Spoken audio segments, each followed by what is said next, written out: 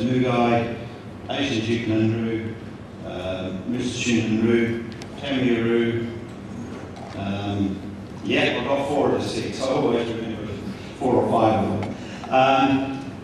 And they collectively took those styles together with the grandmasters of each of those styles and formed Seitei style that the whole of Japan could be graded upon. Where the traditional styles, a lot of the traditional ones never had grades, they had Meikyo Kai, certificates of mastery. We start off with the Reiho and the sword, and again, different styles do it a different way. That's the Seitei way. And what Jeri will be showing is 6 techniques of Seitei. The first one is always of all sword styles. The number 1 kata is the element of what the style is about. So every examination has number 1 in it, up until the 4th dan when number 1 is replaced by a kora, because you are expected to learn other styles. And 4th dan examination you have to do a kora, which is the old style. So Seitei number 1.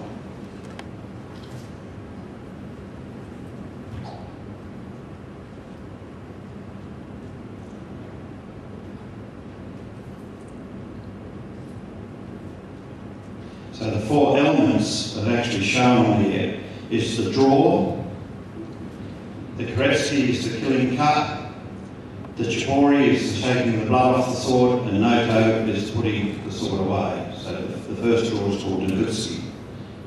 So each one will have those 4 in it, but there'll be varieties of the ways of doing it. So next technique is number 3 is Yuki Gash, and this is done by a deflection of the sword. So the sword attack is coming from my direction.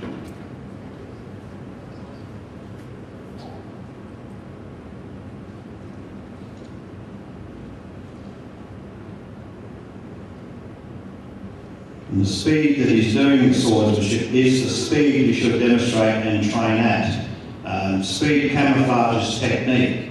So you see a lot of swordsmen going up and going for speed, and you can see the weakness hidden in there. So you slow it down so you can show if there's any weakness, the person's ability's not there, his timing's not there, or any elements missing of it. The next one is number 4, Skiate. Strike to the solar plexus, kill the guy behind you by knife, put the pointing to the solar plexus, and then coming back and finishing the first person off. So you've got 2 people in this particular one. Previous 2 techniques only had 1 opponent. So there's 4 techniques in kneeling position. 2 in both knees down, 3 in both knees down, the 4th one is 1 knee down with Hiza. And then you go in standing techniques. This is number 5 called Kesagiri.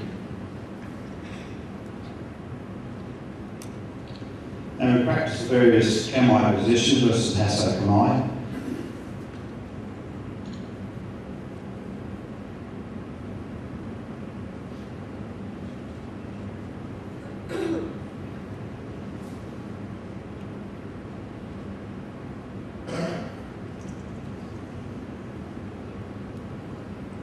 Next technique, number 6 technique, is Morotsuki. And there's again 2 opponents.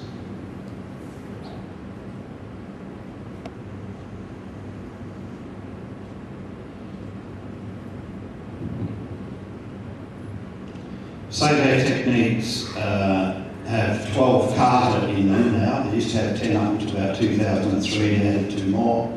And then after that, you go and do the quarter styles.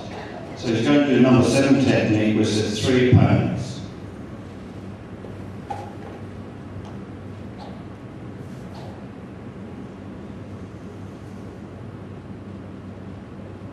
And a lot of these techniques look quite simple. When you do them correctly, they do look simple. But when you do the bunkai in it, when you have an opponent, where senior people have bunkai, and we use bokken in it, otherwise we wreck our swords. And you find out how difficult it is to get out of the way of that sword. You've got to be just at the right timing to do things. Now we're going to show some Tamiru techniques. Number 1 technique.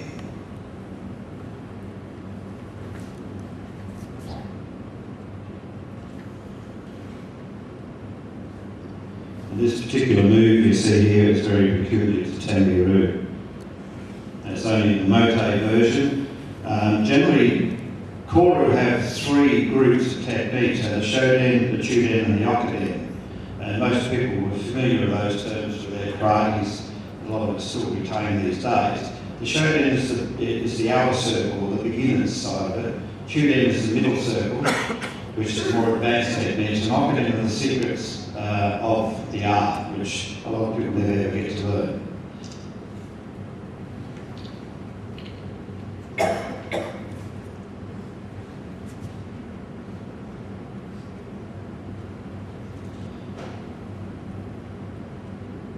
And you would have all heard of the shogun in Japan. Yasutaka, the first of the shoguns in the 1600 period, the Takagawa shogunate, actually did this style of swordsmanship, and so did the second shogun.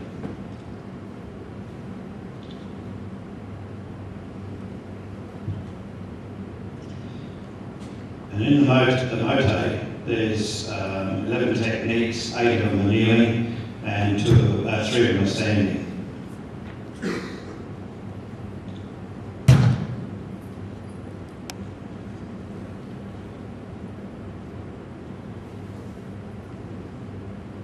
Quite a few Koru will have stamping actions on the feet, and that's your able to stamping down on the person's akama or his kimono, if he's got a kimono sleeve out, to lock him down so he can't get away, and then cutting him so you hold his sword down or jabbing his sword hand, you're attacking with the feet as well. So when you hear a stamping sound, there's actually something underneath that foot, not the floor.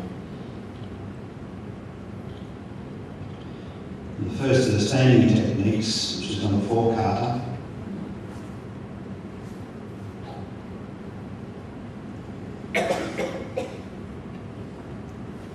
And this is one of the counters to somebody escorting you out of the property, or you're under arrest and taking the sword off you yet, because to try and take the sword off the samurai was an insult. They had to do it within the court system, or you had to attack him.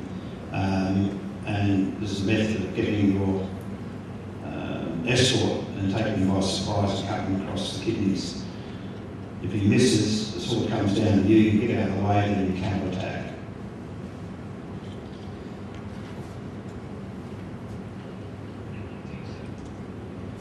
The first technique was the chap actually didn't attack him with a sword, but attacked him with his hand, grabbed his lapel to put him off balance. He pulled the sword up and cut either the artery, or if his hand has got the thumb up, you cut the nervous system just where my fingers point here, quite commonly called the raccoon, cut it so he can't use his hand, and then you finish him off.